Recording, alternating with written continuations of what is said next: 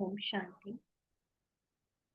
आज हम लोग अव्यक्त होली देंगे 15 अप्रैल 1974 की। मुरली का सार है, विघ्न विनाशक बन कर अंगद समान माया पर विजय प्राप्त करो। विघ्न विनाशक बनकर अंगद समान माया पर विजय प्राप्त करो। आपको याद है अंगद की कहानी? अंगद की कहानी में क्या है कि जब रावण के पास ऑफर करने गया कि सीता को छोड़ दो, माता सीता को छोड़ दो, तो रावण ने उसके ऊपर उपहास किया। फिर अंगद ने कहा, अंगद काफी शक्तिशाली था शरीर से, तो अंगद ने अपना पैर रख दिया। रावण ने अपने सिपाहियों से बोला कि जाओ इसको बाहर निकाल कर फेंको।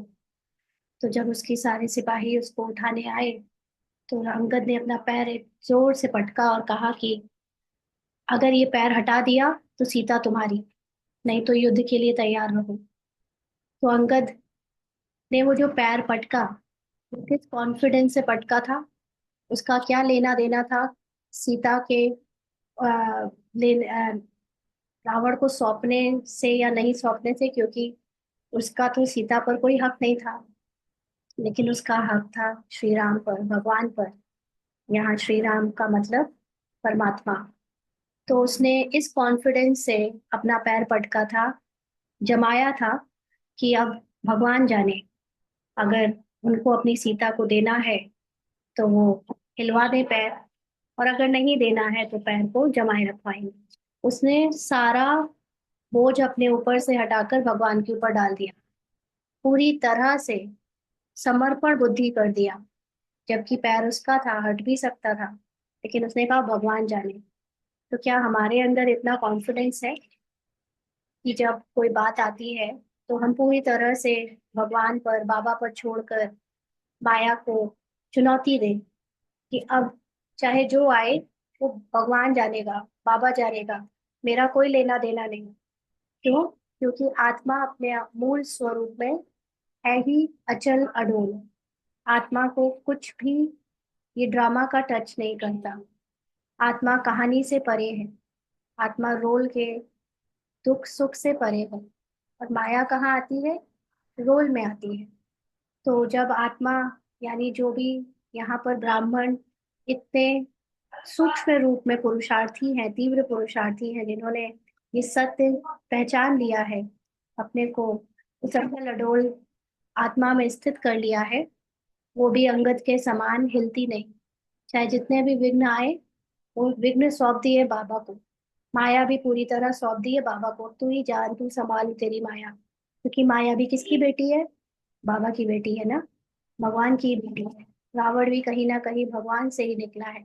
तो ये सब कुछ हमको भगवान के प्रति और ज्यादा निश्चय बैठाने के लिए आते हैं। तो ऐसे विघ्न विनाशक बनकर अंगद समान माया पर विजय प्राप्त करो। विघ्न विनाशक विश्व पालक और माया पर विजय प्राप्त कराकर उमंग और उल्लास को बढ़ाने वाले शिव बाबा बोले, क्या सभी उन्नति की ओर बढ़ते जा रहे हो? हम्म?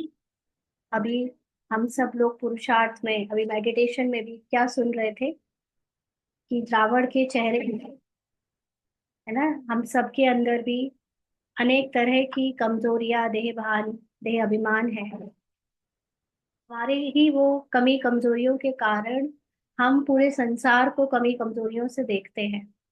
एक्चुअली पूरे संसार को जिस दृष्टि से हम इस समय देख रहे हैं, वो दृष्टि हमारे खुद के इस मन के द्वारा बनाई गई है। इस मन को मन जो अभी ड्रामा में, रोल में, युग के अकॉर्डिंग बदलता आया है स्टेजेस से, सतो रजो तमो, उसको बनी बनाई स्क्रिप्ट के अकॉर्डिंग अपने अलग अलग बाहर सीन क्रिएट करने पड़ते हैं, जिसमें इस समय ये शूद्रपने का मन संसार को रावण के रूप में ही देखता है। लोगों को उनकी कमजोरियों से देखता है, क्रोध, आलस, काम, अलग अलग जितने भी विकारों के नाम लिए जा सकते हैं सब। तो इस समय हमको जब ये ज्ञान मिला, ज्ञानी तू आत्मा, तो क्या हम अब ये जानकर कि रावण भी कोई पराया नहीं है, रावण भी आत्मा के अंदर का ही एक हिस्सा है। आत्मा के अनुभवों में ही रावण का भी एक अनुभव है, जिससे हम ये मन के द्वारा संसार को कलयुग देखते हैं। कलयुग के अकॉर्डिंग सबके अंदर का कलह क्लेश देखते हैं। तो अब ये ज्ञान लेकर ज्ञानी तू आत्मा बनकर क्या हम सभी उन्नति की ओर बढ़ते जा रहे हैं? किस बात की उन्नति? अचल अडोल अवस्था की उन्नति। हमारा सबका जो पार्ट अभी तक गोल में मन से और शरीर से पहचान बनाए होने के कारण बातों से ऊपर नीचे होता रहता था, लेकिन अब अपने सत्य को जब जान लिया है, तो क्या अब हम उस अचल अडोल स्थिति की ओर बढ़ते जा रहे हैं, उन्नति की ओर? तो बाबा ने कहा, बाबा ने पूछा, चढ़ती कला की निशानी क्या है? क्या वह जानते हो? हम सब अंदर से अपने सत्य के करीब हैं। हमारी अवस्था ऊंची होती जा रही है। इसका इसकी निशानी क्या है? क्या वह जानते हो? तो बाबा ने पूछा, सदा लगन में मगन और विघ्न विनाशक, यह दोनों निशानियां क्या अनुभव में आ रही हैं? हर समय लगन। किस बात की लगन? एक तो बाप समान बनने की लगन, दूसरा बाबा के प्यार में समाये रहने की लगन, और ज्ञान का मनन चिंतन करने की लगन। इन सब की लगन में क्या हम हमेशा मग्न रहते हैं? और विघ्न आए बाहर से, चाहे हमारे ही अंदर के संकल्पों में, मन में अनेक विघ्न आते हैं। विघ्न का मतलब नेगेटिव, जो भी देहभान की रिलेटेड कमजोरियां हैं, वो बाहर से आए चाहे मन में आए, दोनों में ही हम उसको विनाशक, विनाशक का मतलब हम उनसे अपना ध्यान हटाकर अपने सत्यता की तरफ लगाए रखने में, क्या ये दोनों चीजें नोटिस कर रहे हैं कि हमारी स्थिति अब लगन में मगन और विघ्न विनाशक रहती है?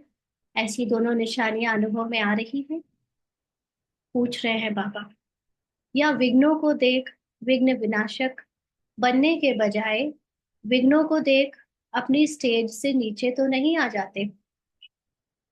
अपने या दूसरों के रावण को देखकर उससे प्रभावित होकर उसी में समय तो नहीं बिता देते हो? या बाहर और अपने अंदर मन में कोई भी संस्कारों में विघ्न आए, ये नेगेटिव कमजोरियां आए, लेकिन हम जानते हैं ज्ञान से, अनुभव से कि हम आत्मा है ही सदा अचल अडोल। आत्मा अपने अंदर के अनुभवों से कभी प्रभावित नहीं होती। अनुभव है उसके अंदर, लेकिन फिर भी वो डटी रहती है, खड़ी रहती है, ये देखते हुए कि ये अनुभव मुझे या ये संकल्प और संस्कार मुझे प्रभावित नहीं कर सकते। तो ऐसे क्या?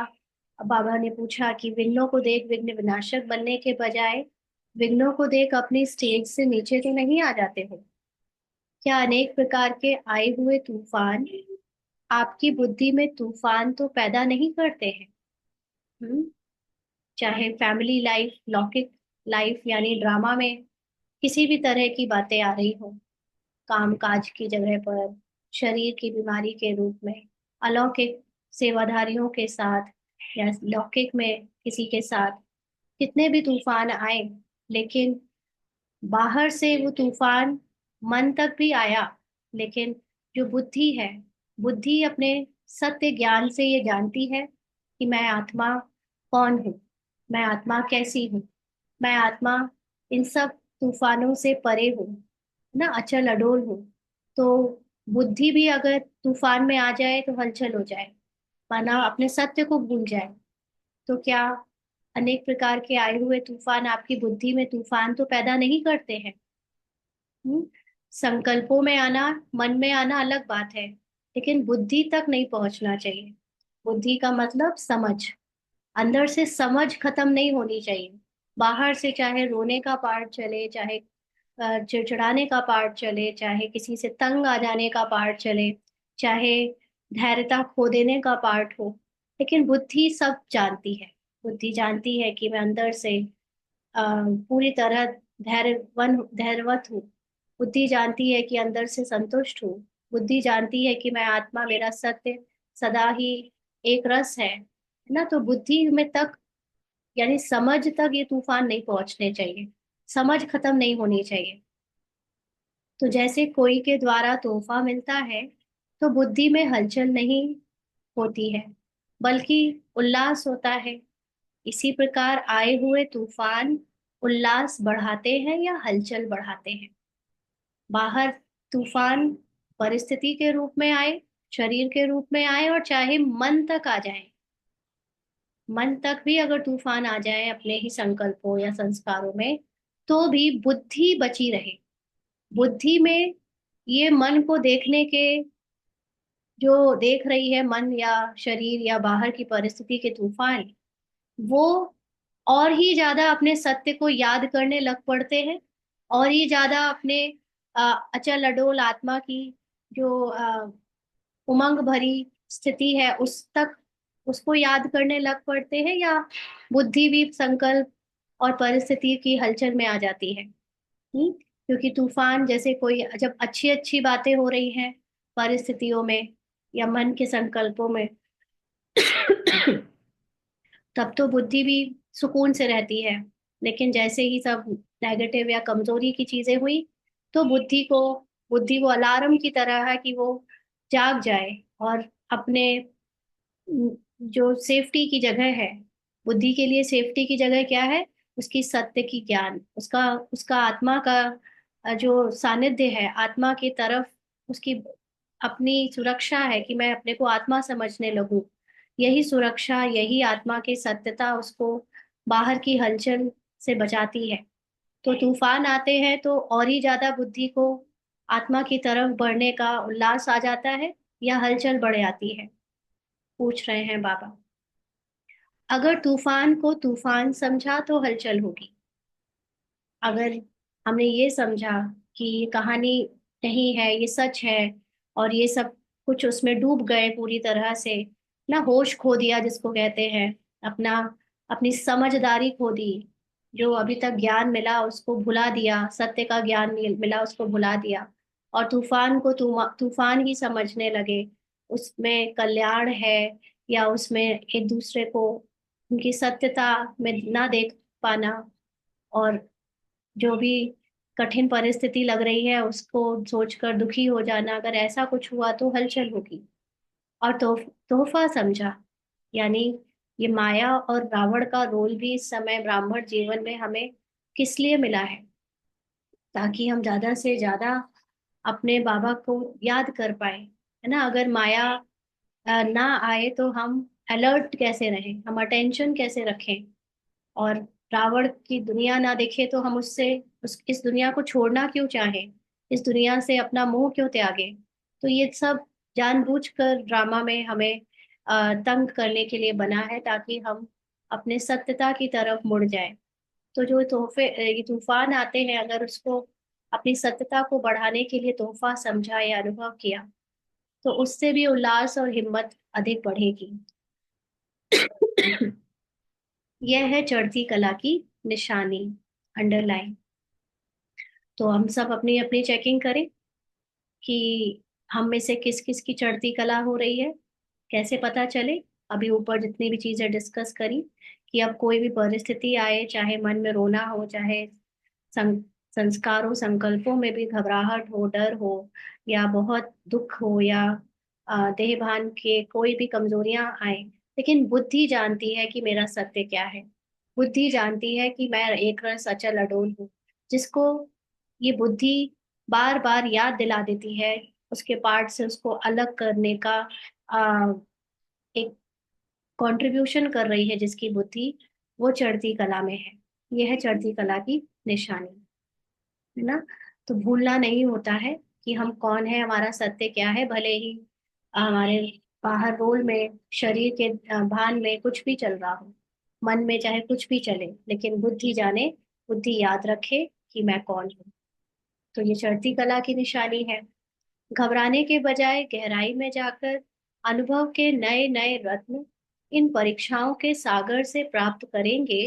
तो क्या ऐसे अनुभव करते हो? कोई भी बात आ गई या बात बीत गई, कई बार होता है कि बात अचानक से आती है तब तो नहीं इतना याद रहता, बट बात बीत जाने के बाद तो कम से कम याद आ जाए कि मैंने इस परिस्थिति में ये सीखा, इस परिस्थिति में मुझे और ही नष्टो मोहा बना दिया। कई बार ऐसे होता है ना, क्योंकि ये सारी परिस्थितियां एक्चुअली में हमको नष्टो मोहा बनाने के लिए ही आ रही है। हम अपनी मर्जी से मोह नहीं छोड़ रहे हैं, चाहे वो व्यक्तियों से हो, चाहे वो साधनों से हो, चाहे शरीर से हो, चाहे मैं और मेरेपन से हो। तो ये परिस्थितियां जब आती है तो हमारा उन परिस्थिति में जो भी जिस कारण से वो परिस्थिति आई, उससे मोह खत्म हो जाता है ना। तो जब परिस्थिति निकल जाती है तो हमें ये अनुभव होता है कि ये सारी चीजें हमें इसलिए फेस करनी पड़ी। अभी हमारे अंदर ये कमी थी, ये हमारे अंदर शक्ति का अनुभव नहीं था, अब हो गया ना। तो इन परीक्षाओं से हमें नए नए रत्न, नए नए एक्सपीरियंस और नई नई अपनी खुद की छुपी हुई शक्ति महसूस होती है। क्या ऐसा अनुभव करते हो? घबराने की जगह उस समय घबरा भी गए, लेकिन बाद में तो कम से कम चेकिंग हो गई कि हमने इस बार इसको जिस तरह से हैंडल किया, फेस किया, तो उससे हमारे अंदर कुछ तो प्लस हुआ, कुछ तो नया अनुभव जुड़ा। तो बाबा कहते यह क्या हो रहा है, क्यों हो रहा है, और ऐसे कैसे चलेगा? ऐसा तो नहीं सोचते हो? हम्म। कोई भी बात आई, परिस्थिति आई, एक बात तो पक्का कर लेना है कि सारी बातें, सारी परिस्थितियां क्यों आ रही, सबके सब मुझे नष्टो मोहा बनाने के लिए आ रही हैं। सबके सब मुझे मेरी शक्तियों को बढ़ाने के लिए आ रही हैं। मेरी मतलब आत्मा की, आत्मा के अंदर जो सर्व शक्तियां हैं वो ये मन अभी अनुभव नहीं करता है, क्योंकि मन अपने आप को इस पिंजड़े में कैद रोल के हद से अपनी पहचान बनाए हुए हैं। तो जब ये परिस्थितियां आती हैं तो हमें ये निश्चय होना चाहिए कि ये सब क्यों आ रही हैं, कैसे आ रहे हैं, है ना। तो ना कि ये प्रश्न उठना चाहिए कि ये क्या हो रहा है, क्यों हो रहा है, और ऐसे कैसे चलेगा। यह जो संकल्प चलते हैं, इसको हलचल कहा जाता है। माना आप डाउट में आ जाते हो, बात कल्याणकारी है, बात में जरूर कोई ना कोई गुप्त रहस्य छुपा है, कोई पुरुषार्थ छुपा है, ये भूल जाते हो। और फिर क्या है, क्यों है, कब तक चलेगा, खत्म क्यों नहीं होता, बचाओ बचाओ बाबा बचाओ, ना ऐसी ऐसी बातें जब आती हैं तो इसको कहते हैं हलचल। तो हलचल के अंदर रत्न समाये हुए हैं। आप हलचल के अंदर जाओ, जैसे सागर, क्या है, सागर में बहुत ऊंची ऊंची और छोटी छोटी हर तरह की लहर आती है, लेकिन सागर के अंदर गहराई में जाओ। आप लोगों ने सागर में नहीं भी गए हो तो कभी नदी में या तालाब में अगर डुबकी लगाई हो, तो डुबकी लगा के अंदर जाकर जरा आंख खोल कर देखना, नीचे पानी के एकदम शांत होता है सब कुछ, है ना। तो ऐसे ही सागर के नीचे जाने पर आपको लगेगा ही नहीं कि कोई हलचल है। जो ऊपर सरफेस पे वेव्स में, लहरों में हलचल होती है, वो नीचे नहीं होती। तो ऐसे ही जो बातें ऊपर बहुत हाहाकार मचा रही हैं, बहुत शोर कर रही है, बहुत चिल्लाहट और बहुत डिस्टर्बिंग है, लेकिन आप जब अंतर्मुखी होकर उस, जब वो सब घटना घट जाती है, जब सब परिस्थिति निकल जाती है, या मन के संकल्प भी जब ऊपर नीचे हो रहे होते हैं, तो उस संकल्प को देखने वाली वो जो बुद्धि और आत्मा है, बुद्धि से में जो ये ज्ञान है आत्मा का, कि मैं कौन हूँ, मैं, मेरा असली स्वधर्म क्या है, साइलेंस, शांति, प्रेम। मैं कभी एक हिलती नहीं, मतलब मैं कभी इस रोल के उलट पुलट में नहीं आती हूँ, मैं सदा एक जैसी रहती हूँ, अचल अडोल। तो उसके अंदर से फिर ये रत्न निकल निकल के आते हैं। तो ऊपर ऊपर से, अर्थात बाहर मुक्ता की दृष्टि और बुद्धि द्वारा देखने से हलचल दिखाई देगी अथवा अनुभव होगी। जब हम ऊपर ऊपर से देखेंगे, अरे कितने संकल्प आ रहे हैं, अरे कितना बाहर शोर मच रहा है, अरे कितना विरोध हो रहा है, कितनी बड़ी बात हो गई, कितनी ये हो रहा है, वो हो रहा है, चारों तरफ हाहाकार मच रहा है।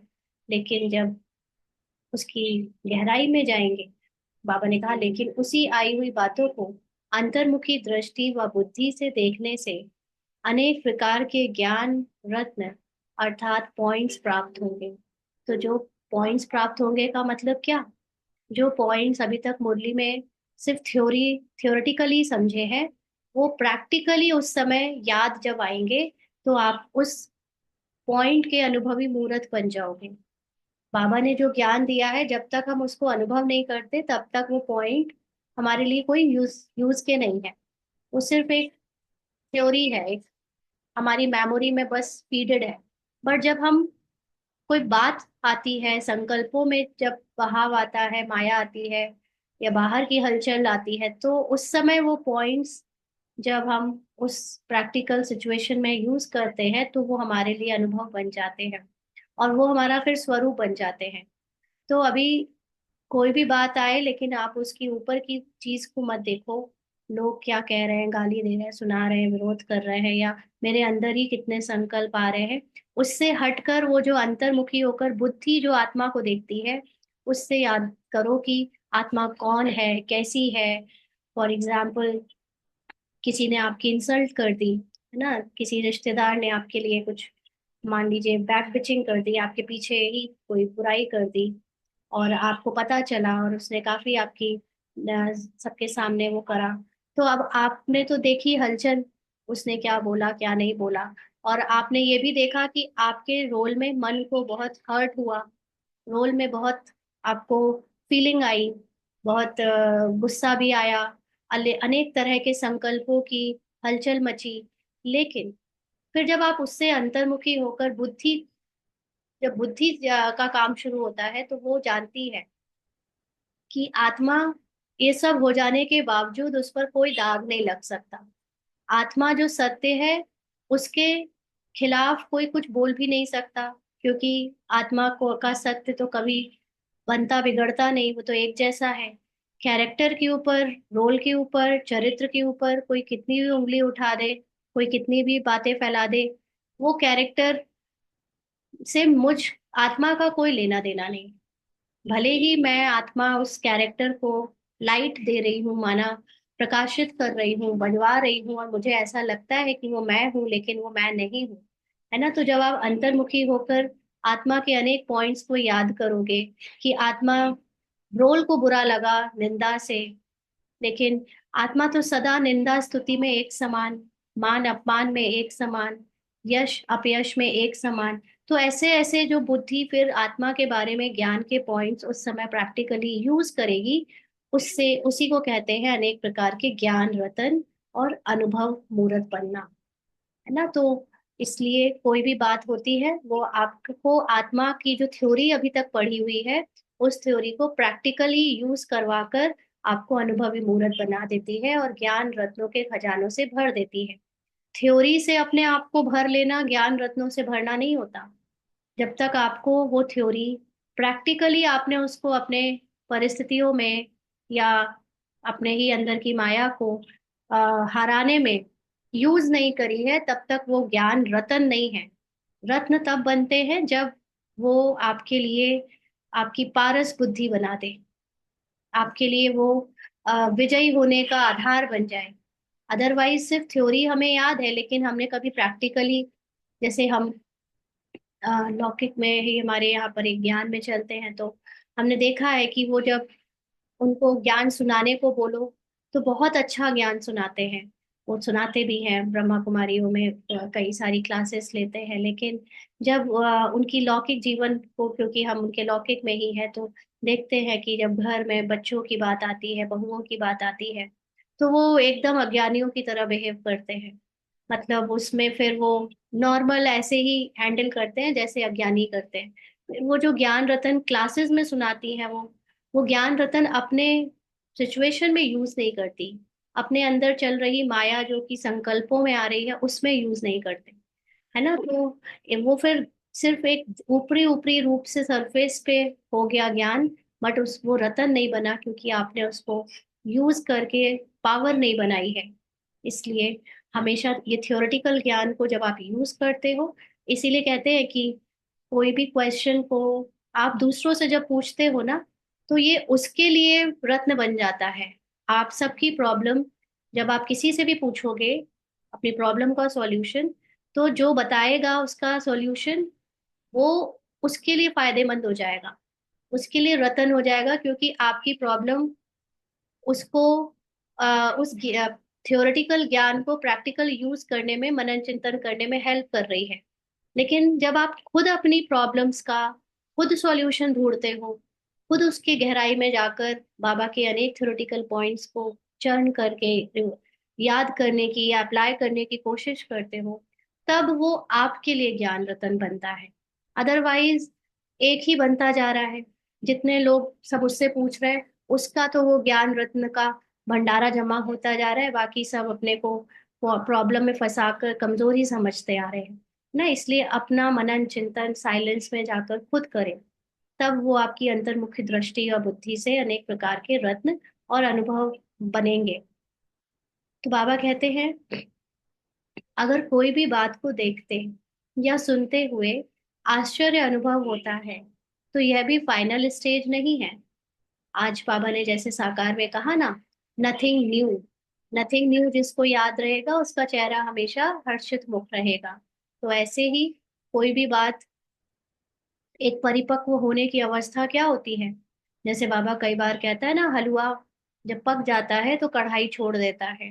मतलब ऐसे ही हम जब अवस्था से बिल्कुल सोल कॉन्शियस हो जाते हैं, बहुत अचल अडोल हो जाते हैं, जो आत्मा का सत्य है वो रोल में भी मन तक आ जाता है, अचल अडोल अवस्था, तो वो भी फिर संसार से न्यारी हो जाती है। यानी अब कोई भी बात, घटनाएं किसी के साथ भी घटे, दूसरों के साथ या खुद के रोल में, तो उनको आश्चर्य नहीं होता। आपने देखा होगा, जिनके घरों में बूढ़े बुजुर्ग होते हैं, उन बूढ़े बुजुर्गों ने इतना जीवन झेल लिया होता है, इतना कुछ देख लिया होता है, कि कोई भी बात होती है तो बूढ़े बुजुर्ग जिस घर में होते हैं, तो सब बड़े जो यंग लोग हैं उनसे कम उम्र के, वो उनमें उन एक छत्र छाया महसूस करते हैं कि इनके अनुभव में हम रहते हैं नीचे, तो हमें कोई बात बड़ी नहीं लगती है ना। तो क्योंकि वो कुछ करते नहीं है, उनके पास फिजिकली इतनी पावर भी नहीं है कि वो दौड़ दौड़ कर कुछ किसी की मदद भी कर सके, बट वो बैठे बैठे अपने अनुभव के आधार से, या वो सहन शक्ति उनकी जो इतने सालों की जमा हो गई है, उससे वो कई सारी चीजों को झेल चुके हैं। तो वो झेलने का जो एक्सपीरियंस है, वो अपने से छोटों को आराम से वाइब्रेट करते हैं, है ना, पास ऑन करते हैं। तो ऐसे ही यहाँ पर जो लोग परिपक्व हो गए हैं, ज्ञान को इतना यूज कर चुके हैं, अब वो ज्ञान उनके लिए थ्योरी नहीं, प्रैक्टिकल हो चुका है। उन्होंने प्रैक्टिकली ज्ञान की एक एक चीज को उतार कर लाइफ में अनेक परीक्षाओं में या संकल्पों के द्वारा पार कर लिया है। तो उनको फिर कोई भी बात अब नई नहीं लगेगी, नथिंग न्यू। वो फाइनल स्टेज है। और अगर अभी भी हमको बात लगती है अच्छा ऐसा भी होता है, अच्छा वैसे भी होता है, तो ये फाइनल स्टेज नहीं है। तो ऐसा तो होना नहीं चाहिए। अच्छा जो हुआ वह होना ही चाहिए। अब जैसे अगर हम इस पार्ट में देखें, तो जब हम शुरुआत की सेवाओं में आते थे, तो जो बातें होती थी, तो उसमें देख देख के यही सोचते थे हम लोग, अच्छा ऐसे भी होता है, ये ऐसे भी करते हैं, वैसे भी करते हैं। अब वो सारी चीजें देख ली हैं, बहुत कुछ सब तो नहीं कहेंगे, लेकिन जितना देख लिया है उतना, अब अगर कोई होता है कहीं और दूसरे नए लोग कहते हैं कि ऐसे भी होता है, तो अपने लिए क्या होता है, नथिंग न्यू, हाँ ऐसे ही होता है, ऐसे ही होता है। अब वो चीज बहुत यूज टू हो गई है कि हाँ ऐसे होता है ना। कोई ब्राह्मण भी ऐसे करते हैं, हाँ करते हैं, उसमें ऐसा कुछ नहीं है कि हम सोचते थे कि यहाँ पर सब दूध के धुले हैं, नहीं ऐसा कुछ नहीं, यहाँ पे हर तरह के लोग हैं। अब कुछ भी ऐसा नहीं लगता कि नहीं होना चाहिए। अभी भी ऐसी होगी स्टेज, कोई कोई बातें होंगी जिसमें शायद याद ना आए अचानक से, नथिंग न्यू। लेकिन फिर भी वो जिसकी नथिंग न्यू या आश्चर्य ना होने की स्टेज है, वो फाइनल स्टेज है। तो बाबा कहते हैं ऐसा तो होना नहीं चाहिए। अच्छा जो हुआ वह होना ही चाहिए। अगर ऐसा संकल्प ड्रामा के होने पर भी उत्पन्न होता है, तो इसको भी अंश मात्र की हलचल का रूप कहेंगे। मतलब थोड़ा सा भी, आप गुलजार दादी के चरित्र में बताते हैं कि गुलजार दादी को जब बताया गया जाति जानकी ने शरीर छोड़ दिया, तो कोई एक्सप्रेशन नहीं, कोई खास कुछ नहीं, और उनके रहते और भी कई बातें हुई होंगी, तो दादी को कुछ, कोई बहन आकर सेंटर की, या दूसरी बहन की कोई बात बहन कहती थी, कंप्लेन करती थी, तो दादी का चेहरे में जरा सा भी चेंज नहीं आता था।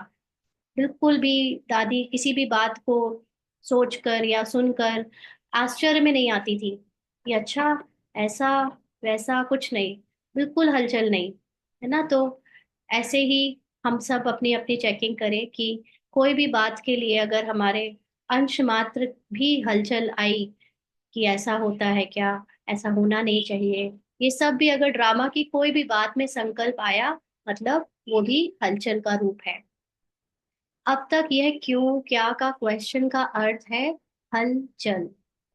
कोई ज्ञान छोड़ के चला गया, अच्छा वो तो इतने सालों से चल रहा था, इतने अच्छे से चल, ये सब भी क्या है, हलचल है ना। तो ये सब हम लोग को यूज टू हो जाना चाहिए इन सब चीजों के बारे में। तो बाबा कहते हैं विघ्न आना आवश्यक है, और जितना विघ्न आना आवश्यक है, अगर उतना यह बुद्धि में रहेगा, तो उतना ही ऐसा महारथी हर्षित रहेगा ना। तो विघ्न जैसे बताया, माया और रावण हमारे ही फायदे के लिए है, ये ना हो तो हम पुरुषार्थ ही ना करें। तो इसलिए जो भी विघ्न आए, उसको जो महारथी होगा वो देखते हुए भी बुद्धि से अपने सत्य को जानता हुआ हर्षित रहेगा। नथिंग न्यू, यह है फाइनल स्टेज। आज देखो साकार मुरली और अव्यक्त मुरली मैच कर गई, वैसे तो अक्सर ही मैच कर जाती है। तो बाबा कहते हैं यदि कोई भी हलचल का कर्तव्य करते हो, वह पार्ट बजाते हो, तो सागर समान ऊपर से हलचल भले ही दिखाई दे रही हो, अर्थात चाहे कर्मेंद्रियों की हलचल में आ रहे हो, लेकिन स्थिति नथिंग न्यू की हो, अंडरलाइन। कोई भी परिस्थिति या घटना घटती है तो क्या होता है, आपके अपने मन संस्कारों पे तो हलचल आ ही जाती है ना।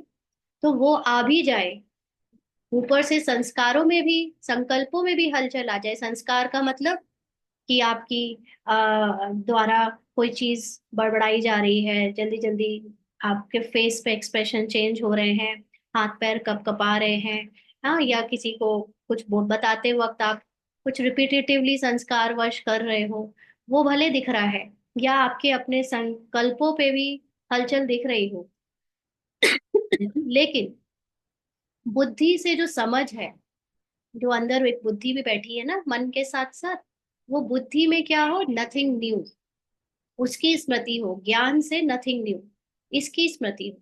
एकाग्र, एक रस, एकांत, अर्थात एक रचयिता और रचना के अंत को जानने वाले त्रिकालदर्शी की स्टेज पर, क्या आराम से शांति की स्टेज पर स्थित है, या कर्मेंद्रियों की हलचल आंतरिक स्टेज को भी हिलाती है।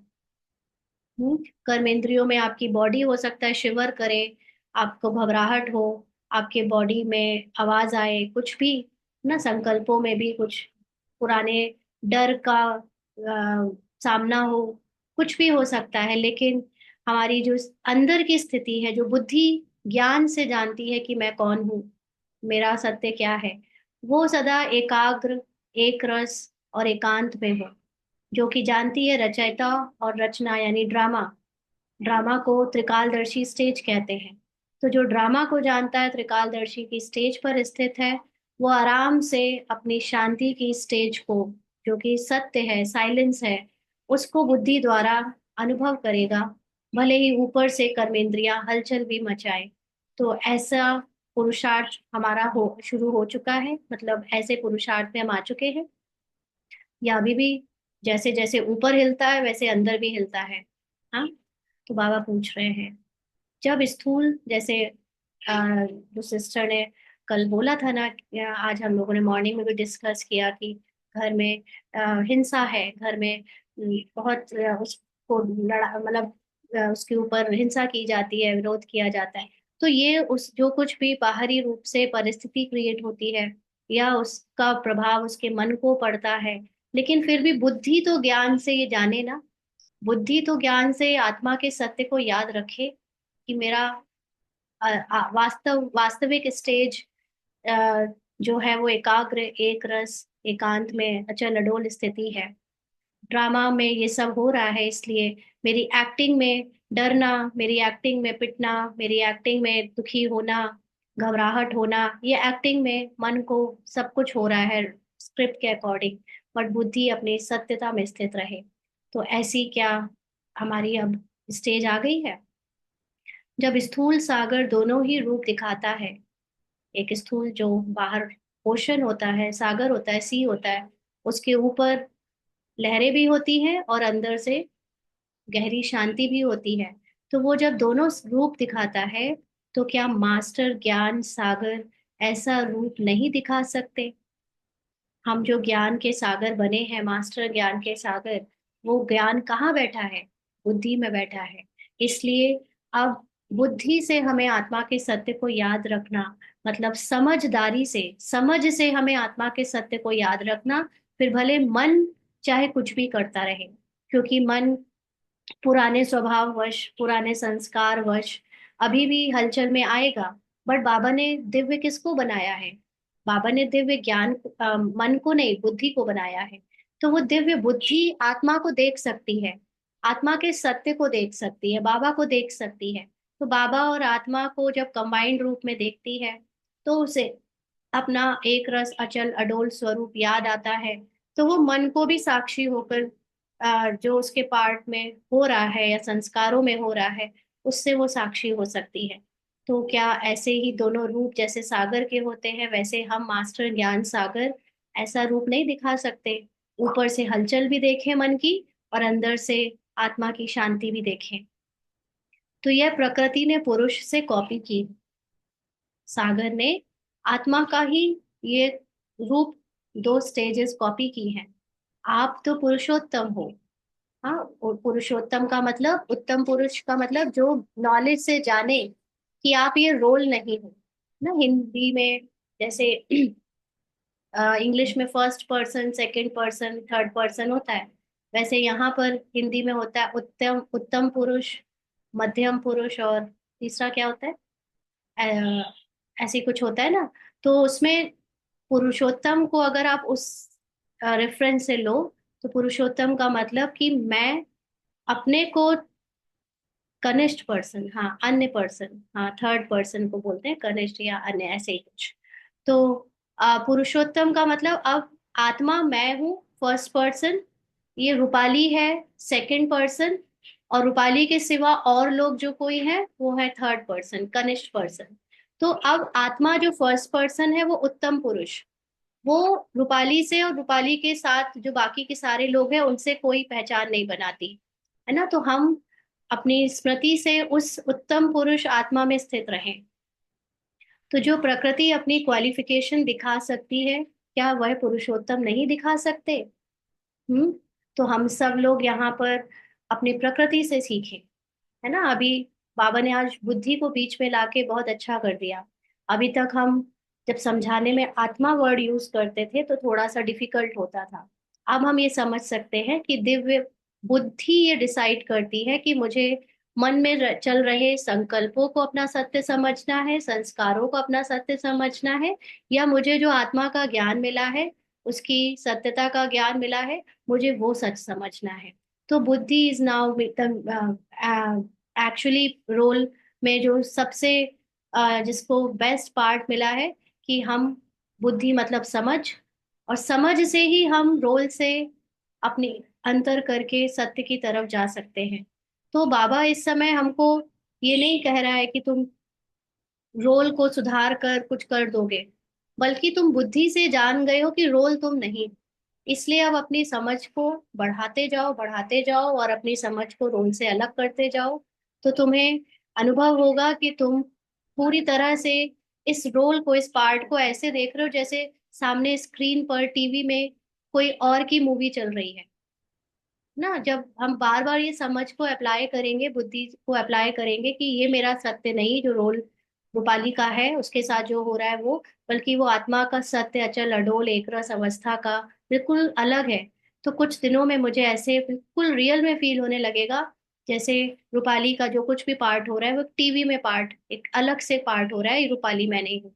और इसीलिए जैसे सपोज करिए कि आप किसी को देखते हो, कोई दूसरा व्यक्ति, उसके शरीर में जब कोई दर्द है, उसके साथ कुछ हो रहा है, तो एक्चुअली में आप उससे अनअफेक्टेड रहते हो ना, क्योंकि आपको पता है वो किसी दूसरे के साथ हो रहा है।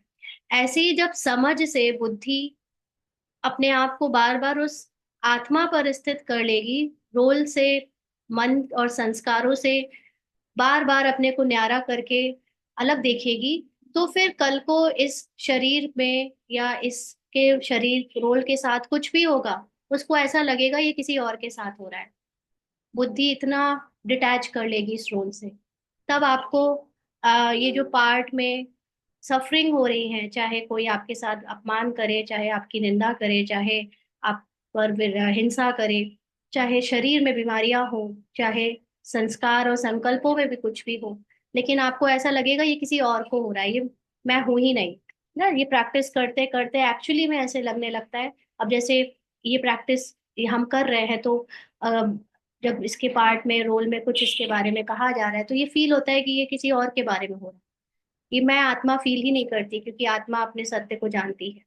ना, तो ये एक लंबे काल का अभ्यास है, जिसको बाबा कहता है जब लंबे काल का अभ्यास होगा तब ही तुम निश्चय बुद्धि होकर, इसीलिए बाबा कहता है निश्चय बुद्धि विजयंती।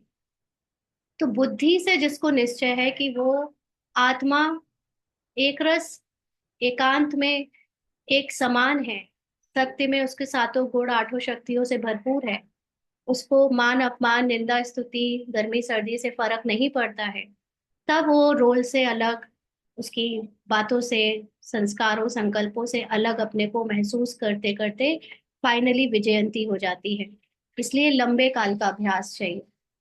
तो जैसे सागर दोनों चीजें दिखाता है, उथल पुथल भी और अंदर की गहराई की शांति भी, ऐसे ही क्या हम जो प्रकृति पति हैं, पुरुषोत्तम हैं, क्या ये नहीं दिखा सकते, ये नहीं देख सकते कि हम मन की ऊपर की हलचल भी देख पाए और अंदर आत्मा की शांति को भी अपने समझ से महसूस कर पाए। तो बाबा कहते, अब समय किस ओर बढ़ रहा है यह जानते हो, अति की तरफ बढ़ रहा है, सभी तरफ अति दिखाई पड़ रही है, अंत की निशानी अति है ना। अब सबके रावण का जो फेस है, सबका दिखेगा, जितनी जिसके अंदर बुराइयों का पार्ट है वो कलयुग में एंड होने के लिए आएगा। तो दूसरों का तो बाहर दिखेगा, बट एक्चुअली जो हमारा सबके प्रति दृष्टिकोण है, वही हमें दूसरों में दिखता है। हम जब, ये बहुत सूक्ष्म बात है, इसको आजकल क्वांटम फिजिक्स में भी यूज करते हैं, कि जब हम किसी को पर्टिकुलर दृष्टि से बार बार देखते हैं कि वो ऐसा ही है, वो ऐसा है, वो ऐसा है, तो हम इसीलिए वो हमें वैसा परिस्थिति में और सामने से दिखता है। इसको क्वांटम फिजिक्स में कहते हैं अ, उसका वो कौन सा थर्ड नियम है, यहाँ पे है कोई क्वांटम वाला, को वर्ड्स, आई थिंक मुझे वो याद नहीं आ रहा वो वर्ड, स्प्लिट के बाद, नहीं नहीं नहीं, ये नहीं है।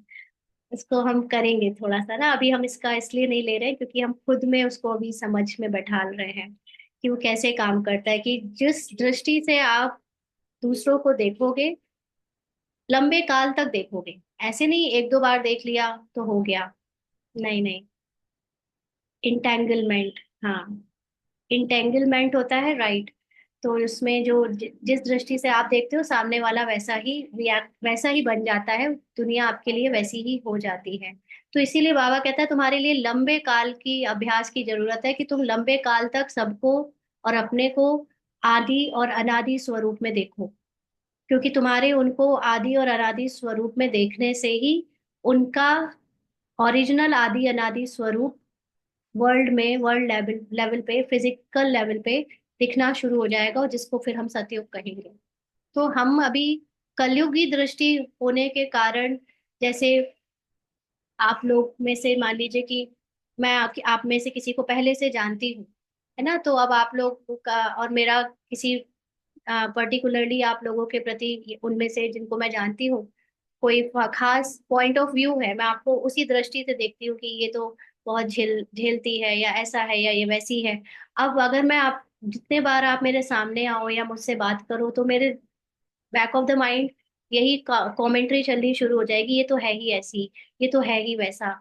तो क्या होगा कि वो दृष्टि मेरी जो बन चुकी है, अगर मैं उसको हर बार वैसी ही दृष्टिकोण से सबसे मिलूंगी, उन लोगों से मिलूंगी, आप लोगों में जिनके लिए बनाया है, तो बार बार वो वैसे ही रहेंगे, वो भी चेंज नहीं होंगे। और जब मैं हर एक से ऐसे मिलूंगी कि मैं फर्स्ट टाइम मिल रही हूँ, मैं आपके बारे में कुछ नहीं जानती हूँ। और क्योंकि मैं अपनी सतो प्रधान अनादि स्मृति में हूँ, तो इसलिए मैं सबके लिए अच्छा ही सोच रही हूँ। अभी मैं अपनी पुरानी स्मृति पूरी भूल गई हूँ। तो जब मैं आपको अब नई स्मृति से देखूंगी, आप भले ही पुराने कुछ भी हमारे संपर्क में रहा हो, लेकिन जब मैं आपको नई स्मृति से देखूंगी और अच्छी स्मृति से देखूंगी, तो लंबे काल तक आपको अच्छी स्मृति से देखने के कारण आपका जो जितना भी नेगेटिव पार्ट था, रोल था, जो कभी हुआ करता होगा, वो भी चेंज हो जाएगा। तो ये हम ब्राह्मणों में वो बाबा ने पावर दी हुई है कि हम अपनी दृष्टि से सृष्टि को बदल सकते हैं। ये पावर सबके पास नहीं है, क्योंकि ये नॉलेज सबके पास नहीं है। और ब्राह्मणों में भी चूजन वन, हम में से कुछ ही हैं ऐसे जो ये ज्ञान समझ पा रहे हैं। तो इसीलिए इसको कहते हैं कि प्रेजेंट में रहना। आत्मा हमेशा प्रेजेंट में रहती है। प्रेजेंट में रहने का मतलब कि मैं जब भी जिससे मिलूं, तो मुझे किसी का कुछ पास्ट या फ्यूचर के प्रति प्रेडिक्शन लगाकर याद ना आए। मैं फर्स्ट टाइम सबसे ऐसे मिलूं, ऐसे बात करूं कि जैसे मैं उनके बारे में कुछ नहीं जानती, फर्स्ट टाइम आपसे मिल रही हूँ, बात कर रही हूँ। और फर्स्ट टाइम ही हम अपनी श्रेष्ठ स्थिति से आपको मिल रहे हैं।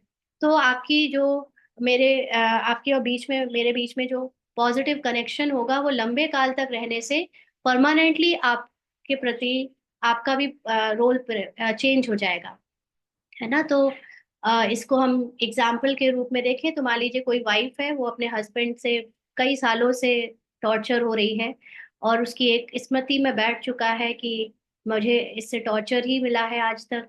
तो क्योंकि वो लास्ट पुरानी स्मृति काम करती है, तो हम प्रेजेंट में नहीं रह पाते। हम हर बार जब भी मिलते हैं, तो हम उसको पुरानी स्मृति से और आगे आने वाले फ्यूचर के डर से ही इंटरेक्ट करते हैं, इसलिए वो परिस्थितियां चेंज ही नहीं हो रही हैं। वो हस्बैंड रोल, वो बाहर की चीजें चेंज ही नहीं हो रही हैं, और रिवर्स हो रही है। लेकिन बाबा का ज्ञान जब कहता है अपने को आत्मा समझो, तो माना प्रेजेंट में जियो। अभी भूल जाओ पुराना और फ्यूचर का डर। अभी जस्ट पहली बार आप किसी इंसान से या आत्मा से, उसके रोल से बात कर रहे हो। आप कुछ नहीं जानते उसने अब तक कुछ क्या किया है क्या नहीं। आप अपनी पूरी पॉजिटिविटी के साथ उससे बात कर रहे हो, और बिना एक्सपेक्टेशन के। इसलिए भी नहीं कि वो मुझसे अच्छे से बात करे इसलिए मैं करूँ ना। मेरे अंदर है ही पूरी पॉजिटिव स्मृति, पूरी सतो प्रधान स्मृति, और मैं फर्स्ट टाइम आपसे मिली हूँ, ऐसे बात करो। फर्स्ट टाइम आपको देख रही हूँ, फर्स्ट टाइम आपसे मिल रही हूँ। तो आपका ये लंबे काल का अभ्यास फर्स्ट टाइम का, ये नहीं बस एक ही बार करना है। हर बार जितनी बार इंटरेक्शन हो, फर्स्ट ये करना थोड़ा सा डिफिकल्ट हो सकता है, लेकिन समझ आ जाए एक बार, तो हम कर सकते हैं ध्यान से कि अब हम इनसे जब भी मिले, किसी से भी मिले, तो ऐसे मिले कि मैं फर्स्ट टाइम मिल रही हूँ आपसे। तो मेरी कोई पुरानी स्मृति जागेगी नहीं, तो मेरी नई स्मृति बनती चली जाएगी। और नई स्मृति में सब कुछ सतो प्रधान होगा। तो फिजिकल वर्ल्ड जो बाहर से दूसरे लोग हैं, वो सब भी वैसे ही चेंज हो जाएंगे। इसी को कहते हैं कि रैंडमनेस। हम अभी तक जैसे क्लासिकल थ्योरी है साइंस की, तो उसमें क्या होता है कि सूरज चांद सितारे अपनी स्पीड से चल रहे हैं। पहले से प्रेडिक्ट किया जा सकता है चीजों को कि कब क्या होगा। लेकिन अब जो ये क्वांटम फिजिक्स आई है, ये जो नई चीजें आई हैं, ये थ्योरी, ये रैंडमनेस पे डिपेंडेंट करती है, ये साइंस।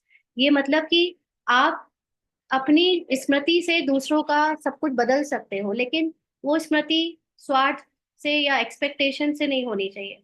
एक्चुअली में पुराना सब भूला हुआ होना चाहिए, तब ये काम करता है।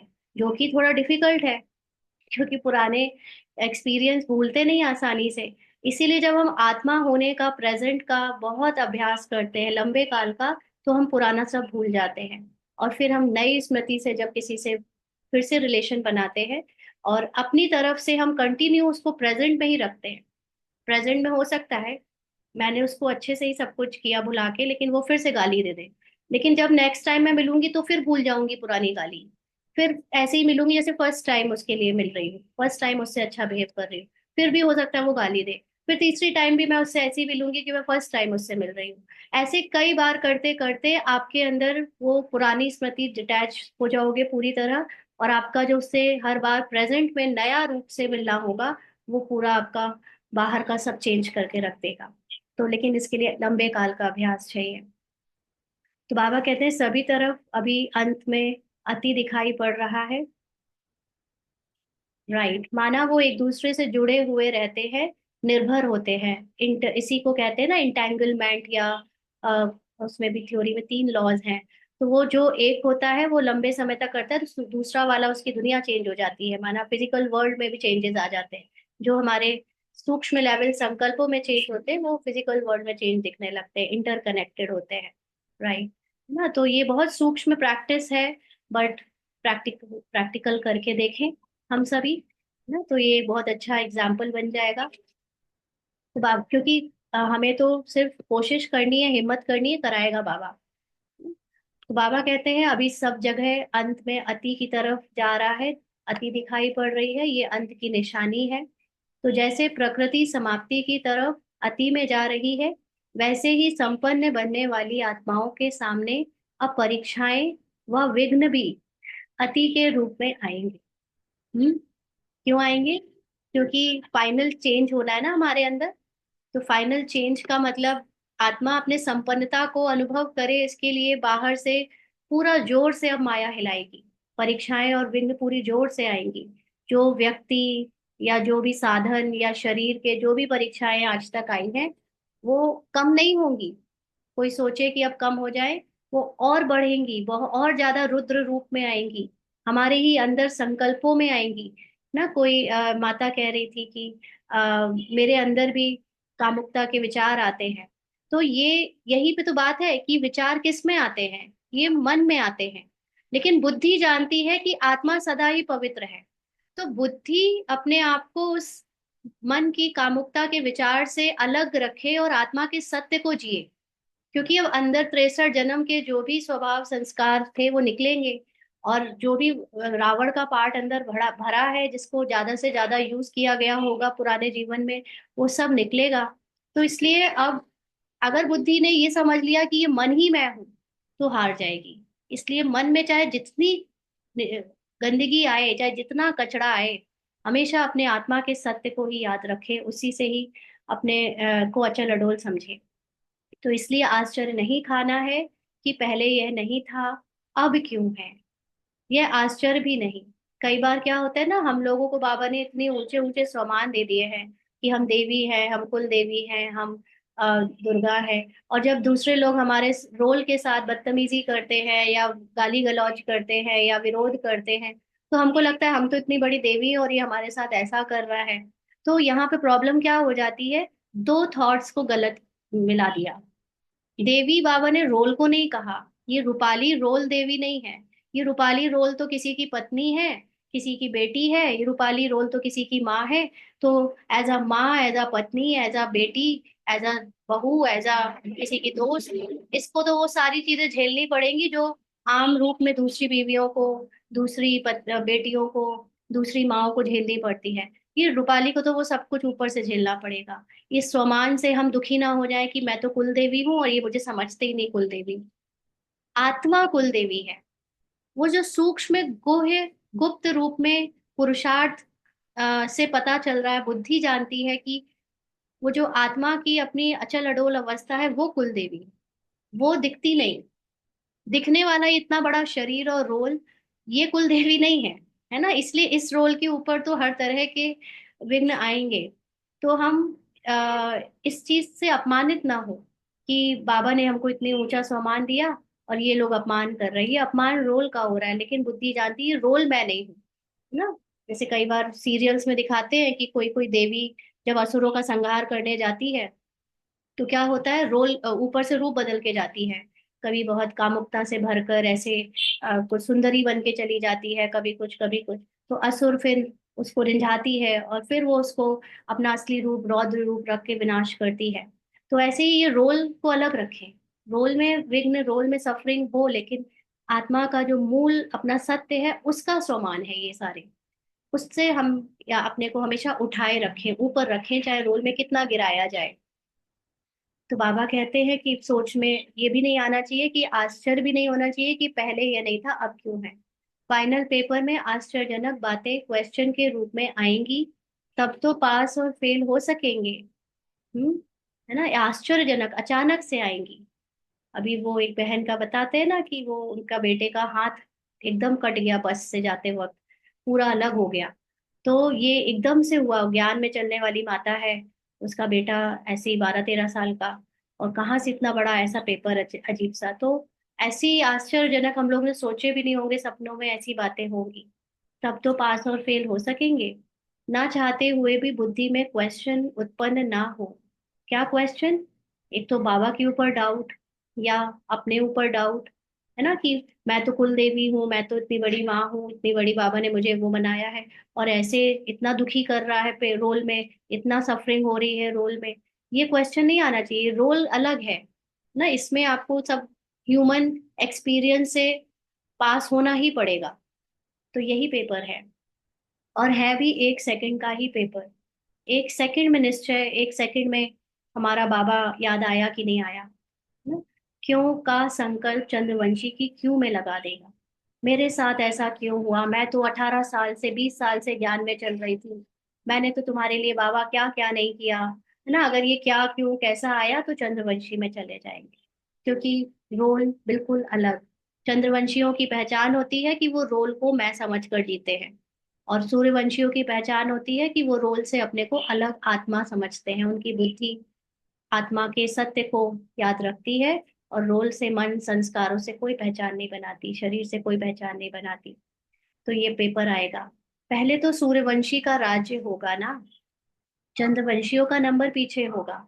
तो उनका राज्य के तक नशीन बनने की क्यू में नंबर आएगा। इसलिए एक रस स्थिति में स्थित होने का अभ्यास निरंतर हो। इसलिए जब ये छोटी छोटी बातें होती हैं, लौकिक में अलौकिक में, तो उसी में ही हम बुद्धि से इसका अभ्यास करते रहें, कि हम रोल के बातों से अपनी पहचान ना बनाकर आत्मा के सत्य को अंगद के समान पकड़ के रखें। समस्या के सीट को संभालने नहीं लग जाओ। समस्या क्या है, कैसी है, उसको सही करने मत लग जाओ, लेकिन सीट पर बैठ समस्या का सामना करना है। तो सीट कौन सी है? सीट है अपने आत्मा होने की सीट। शरीर का रोल को जो होना है वो कर रहा है, उसके साथ जो हो रहा है वो होता रहेगा, उसके तरफ से भी जो भी रिएक्शंस आने हैं होते रहेंगे, बट बुद्धि आत्मा की सीट पर बैठ जाए, उसको उस वहीं से समस्या को हल होता हुआ देखे। अब तो समस्या सीट की याद दिलाती है।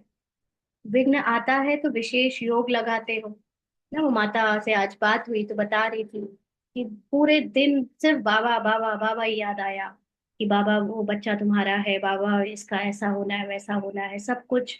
तो विघ्न आया तो पूरे दिन में चाहे भूल भी जाते हो बाबा को, लेकिन ऐसे ही सही, बट बाबा तो याद आया, है ना? तो इसलिए समस्या, और हमें बाबा भूले ना, इसलिए अगर हम भूलते हैं तो बाबा को फिर ऐसे विघ्न देने पड़ते हैं ना। तो विघ्न ना आए तो उसके लिए बाबा को भूलो मत।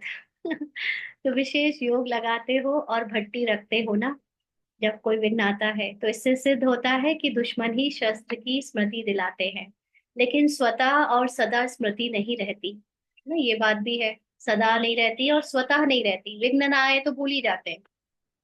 निरंतर योगी हो या अंतर वाले योगी हो, हम्म, टाइटल तो निरंतर योगी का है ना। दुश्मन आवे ही नहीं, समस्या सामना ना कर सके, सूली से कांटा बनना, यह भी फाइनल स्टेज नहीं। सूली से कांटा बनना मतलब समस्या बहुत बड़ी हो और फिर उसको हम बाबा की मदद से सॉल्व करें, ये फाइनल स्टेज नहीं है। सूली से कांटा बने और कांटे को फिर योग अग्नि से दूर से ही भस्म कर दें। योग अग्नि का मतलब आप अपनी आत्मा के पोजीशन में ऐसे स्थित हो जाओ कि आप उस समस्या से अपने को एकदम न्यारा कर लो।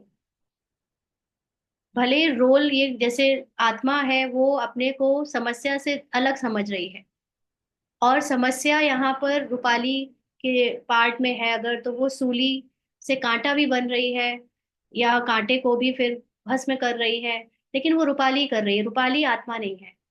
इस इतना हमारा निश्चय हो, अपने सत्य के स्मृति का अनुभव हो उसका, तो बाबा कहते हैं कि दुश्मन आवे ही नहीं, समस्या सामना कर ही ना सके। मतलब वो समस्या समस्या लगे ही ना। वो ऐसे क्यों होता है, ये सब समस्या और विघ्न क्यों आते हैं? क्योंकि हमारी जहां जहां अटैचमेंट है, बताया ना, जहां जहां मोह है, वो सब तोड़ने के लिए विघ्नों को आना पड़ रहा है। और इस हम कोई और नहीं, हम ही जिम्मेदार हैं विघ्नों के आने के, क्योंकि हम अपने मर्जी से अपने बाबा को याद करने का और अपने आत्मा को सत्य में टिकाने का पुरुषार्थ नहीं कर रहे हैं। तो समस्या आती है तो हम पुरुषार्थ करने लग पड़ते हैं। तो अगर आप बिना समस्या के पुरुषार्थ कर लो तो समस्या आए ही ना, लेकिन हम करते नहीं, तो इसलिए समस्या को आना पड़ता है। तो बाबा कहते कांटा लगे और फिर निकालो, यह फाइनल स्टेज नहीं है। फाइनल स्टेज का मतलब निरंतर योग, निरंतर आत्मा का अनुभव। और अभी हमारा समस्या आए फिर हम उसको निकालने के लिए अपने को आत्मा में टिकाएं, बाबा को याद करें, तो ये फाइनल स्टेज नहीं है। कांटे को अपनी संपूर्ण स्टेज से समाप्त कर देना है, यह है फाइनल स्टेज। ऐसा लक्ष्य रखते हुए अपनी स्टेज को आगे चढ़ती कला की तरफ बढ़ाते चलो। चढ़ तो रहे हैं लेकिन किस स्पीड से चढ़ रहे हैं? समस्या से पार तो हो रहे हैं, लेकिन धीमे धीमे हो रहे हैं कि फास्ट हो रहे हैं? तो बड़ी बात को छोटा अनुभव करना, इस स्टेज तक महारथी नंबरवार यथाशक्ति पहुंचे हैं। जैसे बहन से बात हुई ना, वो तो उनका अभी 4-5 दिन हो गया है, और भी ज्यादा 6-7 दिन हो गए शायद। तो वो बता रही थी कि उस दिन तो बाबा बहुत याद आया, फिर 1-2 दिन बाबा से गुस्सा भी आया, बाबा से लड़ाई भी करी अंदर ही अंदर ना, लेकिन उनकी स्थिति, और उन्होंने धारणाएं नहीं तोड़ी खाने पीने की, जबकि वो अपने गांव से बहुत दूर हॉस्पिटल में है और हर चीज वहां पर मुश्किल से अवेलेबल है, लेकिन उन्होंने धारणा नहीं तोड़ी। बाबा को और याद रखा, मुरली भी सुनी, इतना सब कुछ हुआ उसके बावजूद। तो जब अब हमारे ऊपर है कि कोई समस्या आकर हम उससे निकलने में कितना समय लगा रहे हैं। तुरंत हम निकल आए और अपनी नेचुरल आत्माभिमानी स्थिति में स्थित होने हो गए, या कुछ समय के बाद हो पाए। तो जो महारथी होंगे वो अलग अलग स्टेजेस के महारथी हैं, तो यथाशक्ति पहुंच रहे हैं ऐसी स्टेजेस पर चढ़ती कला में हमारा ऐसा हो कि तुरंत हम, कोई भी बात हमें रोके ही ना हमारी आत्मा के अनुभव से। तो ऐसा हमें पुरुषार्थ करना है चढ़ती कला का। अब पहुंचना वहां तक है जो कि अंश और वंश भी समाप्त हो जाए। थोड़ा भी देह भान से रुकना या विघ्नों के आकर उसको सुलझाना, उसका भी अंश खत्म हो जाए, वंश खत्म हो जाए। आप सभी हिम्मत, उल्लास और सर्व के सहयोगी सदा रहते हुए चल रहे हो ना। कलयुगी दुनिया को समाप्त करने के लिए व परिवर्तन करने के लिए, माया को विदाई देने के लिए संगठन अथवा अर्थात घेराव डाला हुआ है ना।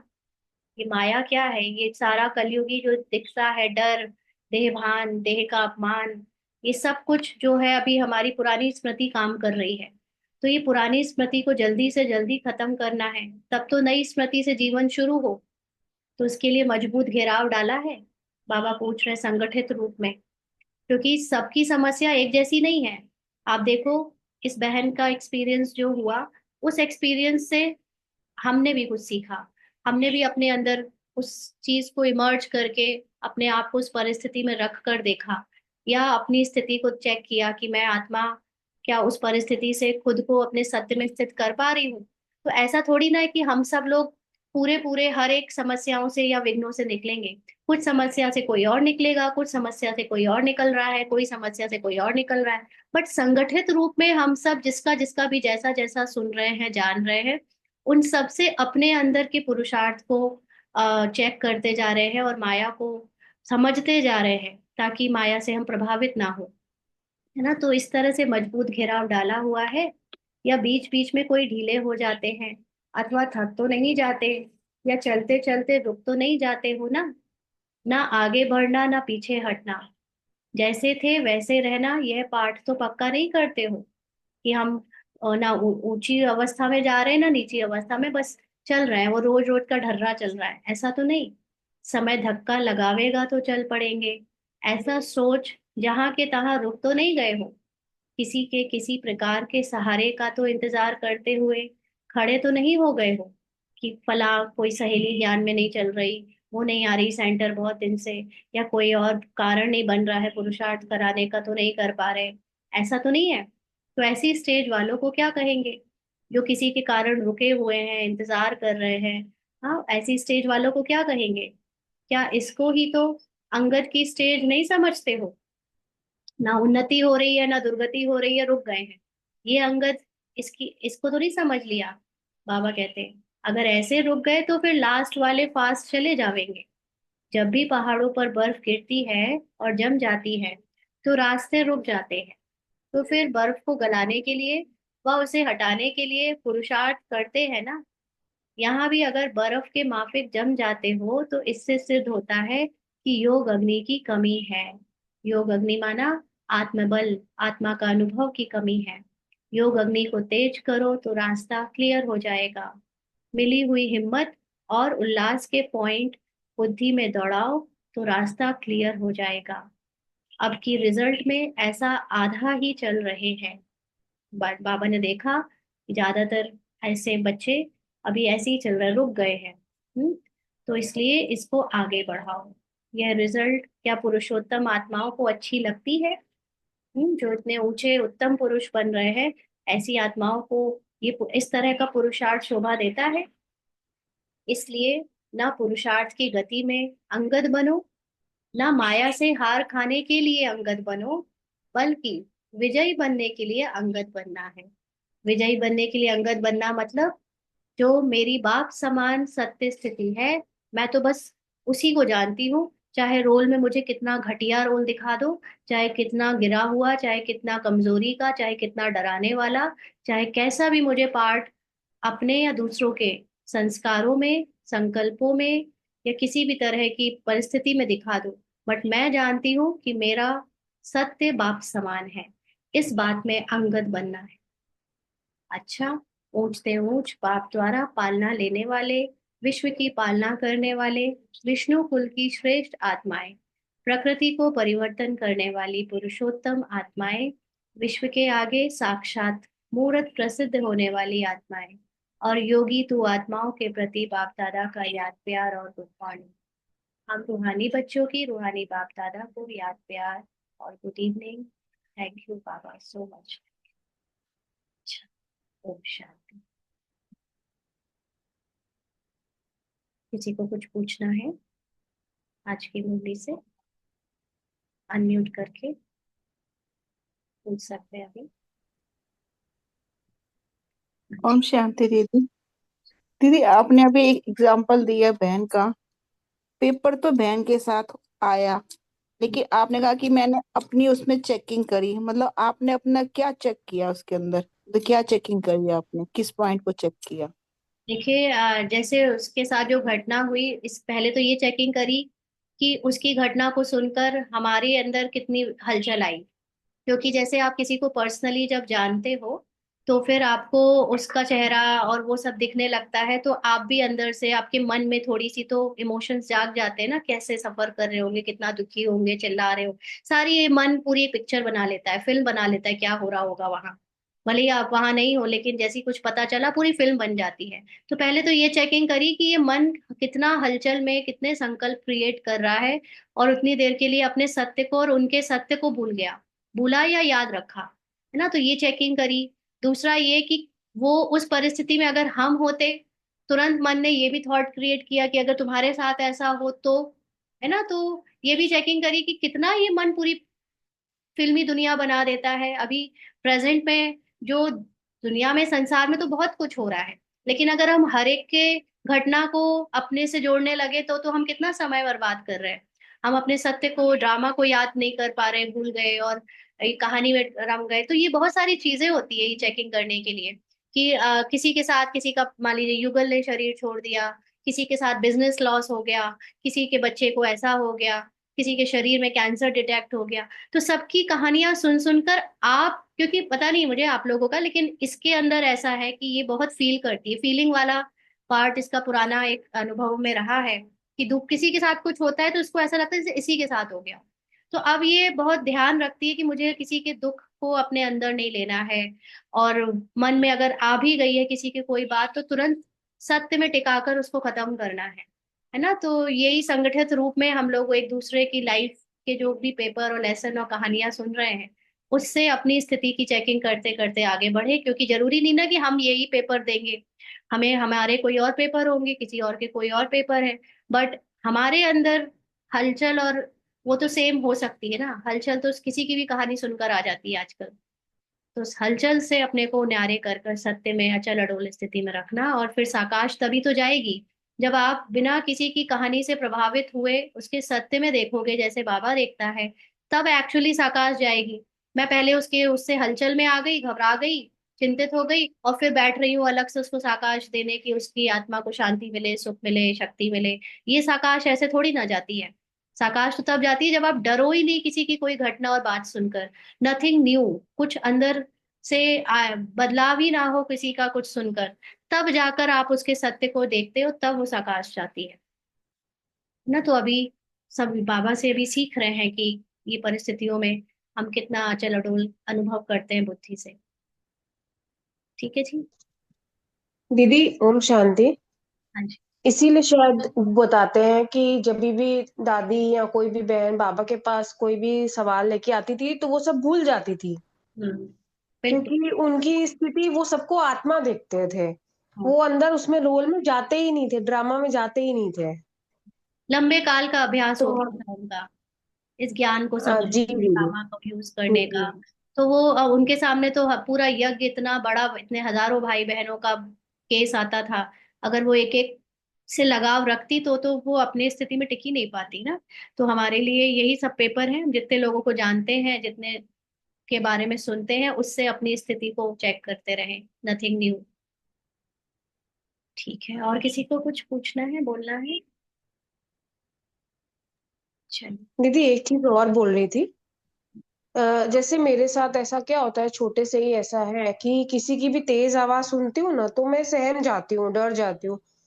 तो अभी कुछ दिनों से कुछ ऐसा चल रहा है कि जिसकी वजह से मतलब कोई मेरे आके सामने बोलता है कुछ भी बहुत तेज आवाज से तो मेरे को नहीं बर्दाश्त होती तेज आवाज, ऐसा डर जाती हूँ कि मैं मेरे कहीं को भाग कौन जाऊं, ऐसा लगता है ये मुझे। मेरे को कौन कह रहा है? ये कौन मेरे को? ये तो रोल बोल रहा है, पर इसको कंट्रोल करने के लिए बहुत कोशिश बहुत कंट्रोल कर रही करना हूँ ही कि नहीं ये है। नहीं हो। ये तो जूही के पार्ट में उसको एक चरित्र मिला है, उसके कैरेक्टर में एक जूही नाम की रोल है, एक कठपुतली है। वो दूसरों की तेज आवाज से डर जाती है, उसका मन डर जाता है। लेकिन जूही के रोल में एक बुद्धि, जो दिव्य बुद्धि भगवान ने दी है उसे, उस बुद्धि को ये पता है कि उस कठपुतली का जो तार है वो भगवान के हाथ में है ना। तो कठपुतली वही करेगी जो तार से कठपुतली नचाने वाला नचाएगा, तो नचाने वाला उसको हर चीज में डराता ही रहता है, इसलिए जूही डर रही है। बाकी जो बुद्धि से जाना है कि आत्मा तो सदा अचल अडोल है, तो उस बुद्धि से आत्मा को याद रखो कि मैं वो हूँ जो अचल अडोल और साइलेंस में हूँ, निर्भय हूँ, जिसको कोई फर्क नहीं पड़ता, जो आवाज की दुनिया से परे है। तो तेज आवाज और धीमी आवाज से क्या फर्क पड़ेगा? ये तो जूही के कैरेक्टर में कठपुतली जैसा उसको नचाया जा रहा है तेज आवाज की बात पर, बाकी ये उसका सत्य नहीं है ऐसा ना। नहीं हो सकता कि ये ना हो तो। नहीं तो ये ना हो। देखिए, पहली बात, अगर किसी एक्टर को रोल में कोई कमी भी दी है, कमजोरी भी दी है, और वो उसे कहे कि ये ना हो, बस मैं हमेशा हीरो बना रहूं, ऐसे नहीं होता ना। पहले तो आप अपने अंदर की सारी कमियों को स्वीकार करना सीखो, एक्सेप्ट देम विद लव। जितनी अच्छाइयां आपको अपने अंदर प्यारी लगती हैं, उतनी ही अपने अंदर की कमियों को भी प्यार करो, ये डरने को भी प्यार करो। और उसके बाद अपने सत्य को याद करो। जब आप अपने सत्य को याद करोगे तो लंबे काल की ये याद आपके सत्य की, निर्भयता की, आपके रोल से इस कमी को दूर कर देगी।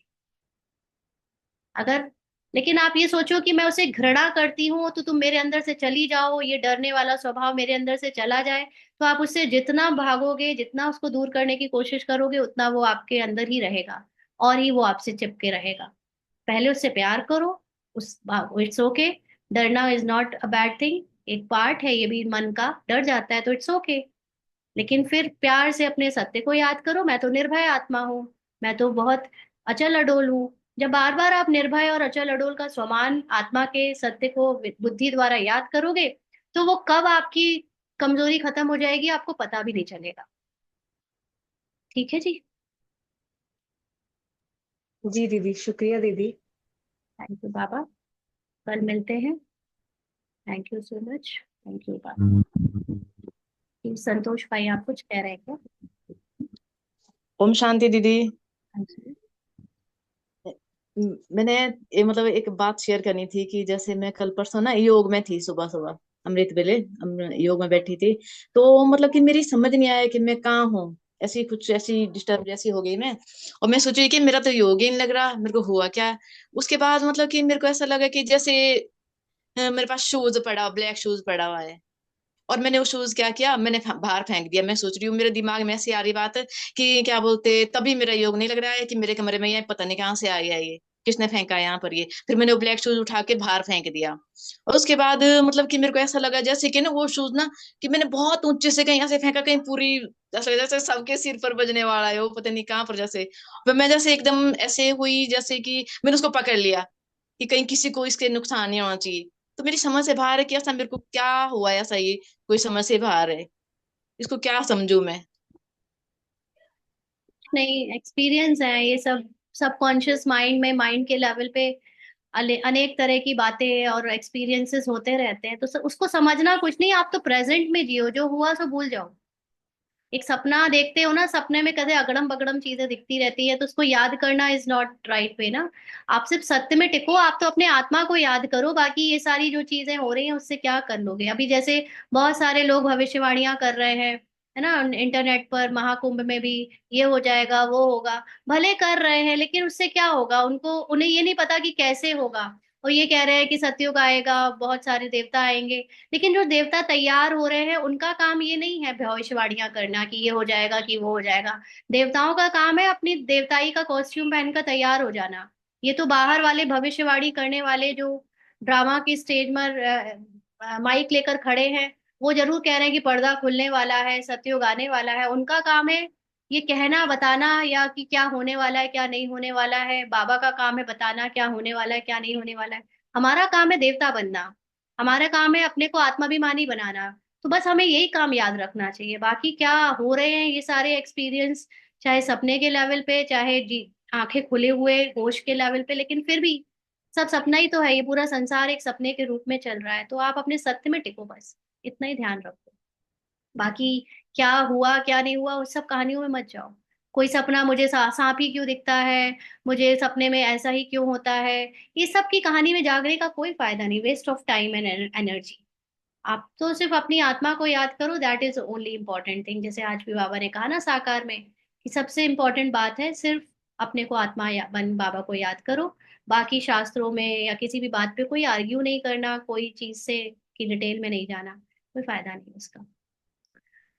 ठीक है, पार्ट में कुछ नेगेटिव आना और फिर हमारा अच्छा रोल न्यू पार्ट खुलना, ये भी मरुआ मौत मलु का शिकार है, जैसे कि आज साकार मुरली में था। हाँ, कह सकते हैं, है ना। कोई चीज की वो होती है तो ले सकते हैं, बहुत सारे मीनिंग निकाल सकते हैं उस लाइन से।